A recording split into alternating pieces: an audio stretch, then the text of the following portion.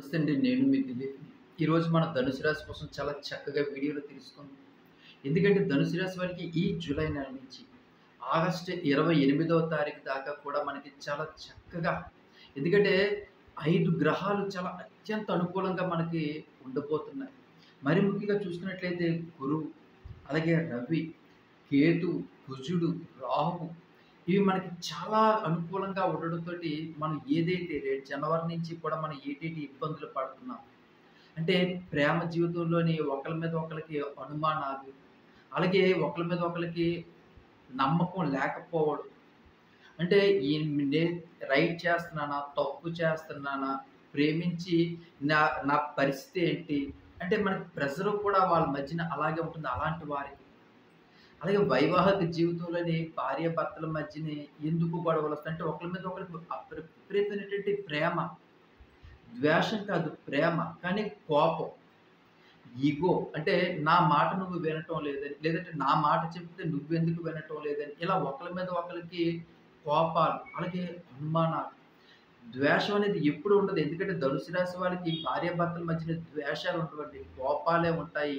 అలాగే కొంచెం చిన్న చిన్న అనుమానాలు కూడా వాళ్ళ జీవితంలోని చాలా అత్యంత దూరంగా, అగాధాలకు దూరంగా మన జీవితాన్ని తీసుకువెళ్ళి భార్యాభర్తలు విడిపోవడానికో, లేదంటే భార్యాభర్తల మధ్యన డిస్టర్బెన్స్, గొడవలు, ప్రశాంతమైనటువంటి ఉదయం లెగిసిన దగ్గర నుంచి అంటే ఉదయం మనం దేవుడికి దండం పెట్టుకున్న దగ్గర నుంచి కూడా గొడవలయ్యి, సాయంత్రం పడుకునేదాకా కూడా మనశ్శాంతి లేనటువంటి ఎన్నో కుటుంబాలు మనం చూస్తా ఉంటుంటాం. అలాంటి వారిలో ధనుసు రాశి వాళ్ళు ఒకవేళ ఉన్నా, వారికి కూడా కొంచెం బావుండే అవకాశాలుంటాయి. ఎందుకంటే మనకు ఉన్నటువంటి కష్టాలు ఏ రోజైతే తొలగిపోతాయో, మన జీవితంలో మనం అనుకున్నటువంటి పనులు ఎప్పుడైతే సక్సెస్ సాధించుకోగలుగుతామో, మానసికమైనటువంటి ప్రశాంతత ఎప్పుడైతే లభిస్తుందో, అలాగే పిల్లల జీవితం మన దగ్గరికి అంటే ఒక 5 నిమిషాలు మీరు నాకు సమయం ఇస్తే మన దగ్గరికి చాలామంది మా పిల్లల జాతకాలు చూడని చెప్పి 15, 16, 17 సంవత్సరాల వాళ్ళని తీసుకొచ్చినప్పుడు ముందుగా నేను వాళ్ళ జాతకం చూసే ముందరగా నేను వాళ్ళకి కొంచెం ఒక చిన్న కౌన్సెలింగ్ కూడా ఇస్తాను. ఎందుకంటే వాళ్ళు తల్లిదండ్రులు పడుతున్నటువంటి చాలా పేదవారుంటారు. మధ్య తరగతి కుటుంబాల్లో వారుంటారు. పాపం వాళ్ళు బట్టలకి కూడా ఒక మంచి బట్ట కొనుక్కుంటే డబ్బులయిపోతాయి. ఏదో పాత బట్టలే వేసుకుందాం. ఎందుకులే ఈ సంవత్సరం కొత్త బట్టలు కొనుక్కోవడం. ఆ డబ్బులుంటే పిల్లలకి బుక్స్‌కి పనిచేస్తాయి. బ్యాగ్‌కి, షూస్‌కి అలాగే వాళ్ళ కాలేజీ ఫీజులకి ఇలా ఎన్నో ఆలోచనలండి. ఉదయం లెగిసిన దగ్గర నుంచి కూడా వాళ్ళు సంతృప్తిగా కూడా ఏది పని కూడా చేసుకోలేరు వాళ్ళ జీవితంలో.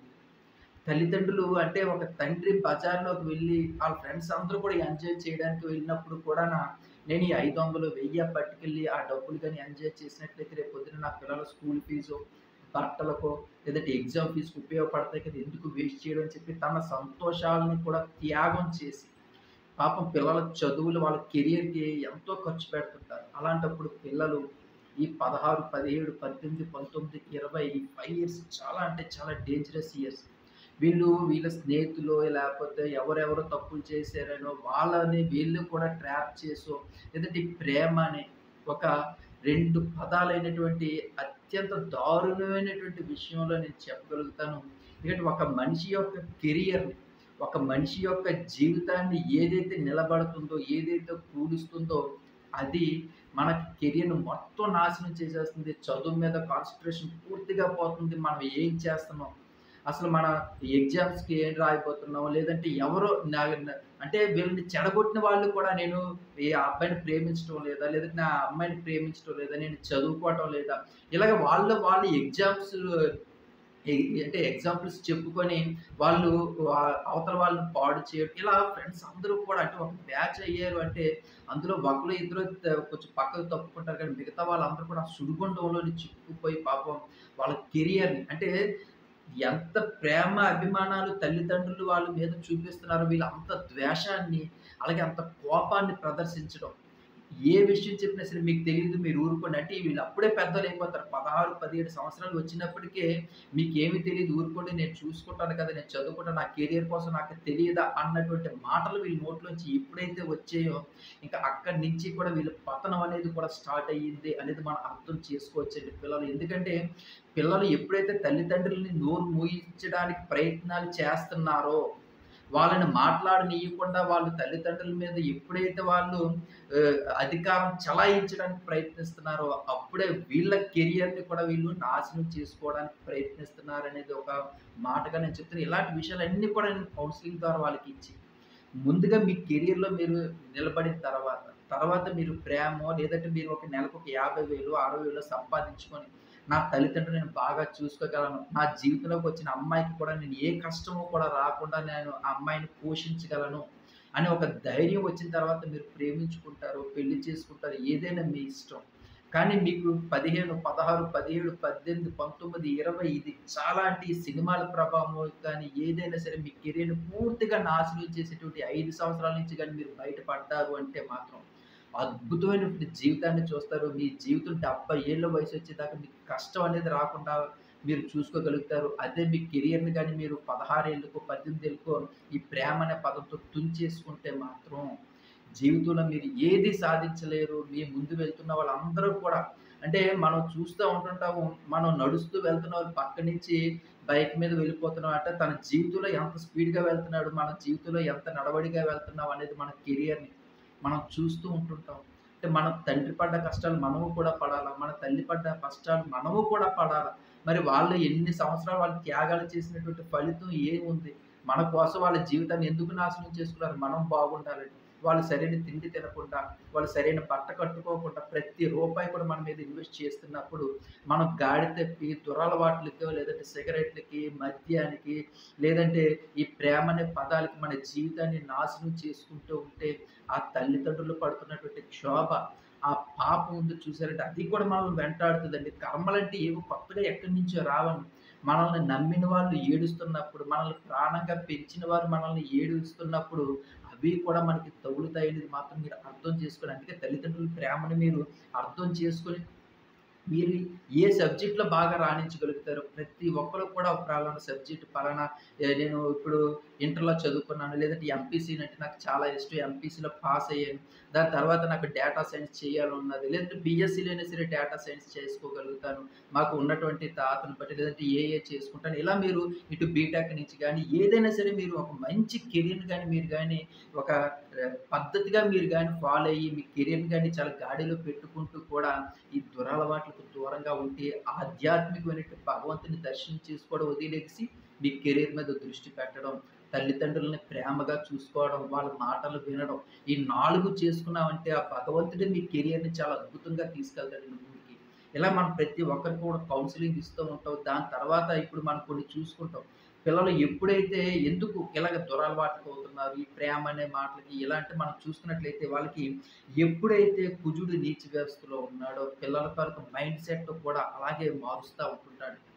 కానీ ఇప్పుడు మనం చూసుకున్నట్లయితే కుజుడు చాలా అత్యంత అనుకూలంగా ఉన్నాడు కాబట్టి, ఇలాంటి దురలవాట్ల నుంచి, ఇలాంటి ప్రేమల నుంచి, లేదంటే ఇలాంటి కెరియర్ ఏదైతే వీళ్ళు సృష్టించుకున్నారో అదంతా కూడా వదిలి, వీళ్ళు ఒక అద్భుతంగా చదవడం, వాళ్ళ కెరియర్‌లోని వాళ్ళకి మంచి ఉద్యోగాలు సాధించుకోవడం, అలాగే వాళ్ళు మంచి వివాహ సంబంధాలు రావడం గానీ, పెళ్లి అవ్వడం గానీ, ఇవన్నీ కూడా వాళ్ళ కెరియర్‌కి చాలా అద్భుతంగా జరుగుతాయండి.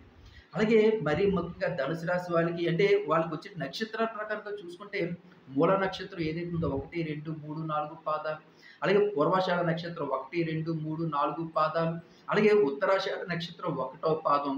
ఇదంతా కూడా మనకి ధనురాశి వాళ్ళకి వస్తుంది కాబట్టి ధనుసు రాశిలోని మనకి మరి ముఖ్యంగా మూల నక్షత్రం వాళ్ళకి గురుడు, రవి, కేతువు, కుజుడు, రాహు ఇవి అత్యంత అనుకూలంగా ఉండడం వల్ల మనం మరి ముఖ్యంగా ఈ పూర్వాషాఢ అవ్వచ్చు, ఉత్తరాషాఢ అంటే ఓవరాల్‌గా మనకి ధనుసు రాశి వాళ్ళందరికీ కూడా గురువు తాలూకా ప్రభావం అనుకూలంగా ఉండడంతోటి వాళ్ళకి ఆర్థిక పరమైనటువంటి ఇబ్బందుల నుంచి వాళ్ళు బయటపడగలుగుతారండి. మనం ఎంత సంపాదిస్తున్నాం, 10,000 సంపాదిస్తున్నాం. 10,000కి 10,000 ఖర్చు అయిపోగా మళ్ళీ ఇంకో 5,000 10,000 అప్పు చేసి కూడా బ్రతుకుతున్నటువంటి జీవితాల్లోకి ఇలాంటి కష్టాలనేవి తొలగిపోయి మనకి ఆర్థికంగా ఇబ్బందులు రాకుండా వ్యాపారాలనేవి డెవలప్ అవుతూ మనకి ఆర్థిక కష్టాలనేవి మనకి దగ్గరికి చేరలేకుండా మన ఖర్చులనేవి తగ్గించుకుంటూ మన ఇన్వెస్ట్‌మెంట్స్ అనేవి పెరుగుతూ చాలా అద్భుతంగా ఉంటుందండి. ఆర్థిక కష్టాల నుంచి మనం బయటపడగలుగుతాం. ఇది గురువు తాలూకా ప్రభావంతోటి. అదే అనుకూలంగా ఉండడంతోటి. అలాగే మనకి రవి అంటే ఆరోగ్య సమస్యలు గానీ, లేదంటే చర్మకు సంబంధించినటువంటి గానీ, లేదంటే పిల్లల కెరియర్ గానీ, అలాగే మనసుకు సంబంధించినటువంటి ఇబ్బందులు అంటే మనం కొన్ని విషయాలు బయటకు చెప్పుకోగలుగుతాము, చెప్పుకోలేము. కానీ అలాంటి సమస్యలు కూడా క్లియర్ అయితాయి. మన మనసుకు ప్రశాంతమైనటువంటి వాతావరణం మనకి ఆ భగవంతుడు ఆ రవి తాలూకు అనుకూలంగా ఉండడంతో అన్నీ జరుగుతాయి. అలాగే కేతువు కూడా అనుకూలంగా ఉండడంతోటి మనకి మరీ ముఖ్యంగా స్త్రీలకి అనారోగ్య సమస్యలు పాపం ఉదయం నుంచి సాయంత్రం దాకా అలా పని, పని, పని చేస్తూనే ఉంటుంటారు.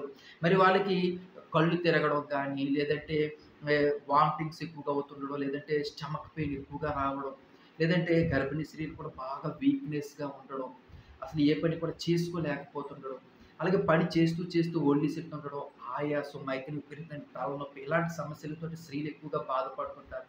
అలాంటి వారికి కూడా మనకి ఏదైతే కేతు అనుకూలంగా ఉందో, ఈ అనారోగ్య సమస్యలన్నీ కూడా పోయి ఆరోగ్యంగా ఉండే అవకాశాలైతే మాత్రం చాలా చక్కగా ఉంటుంది. ఇటు మగవారికి కూడా అనారోగ్య సమస్యలనేవి తగ్గుతాయి.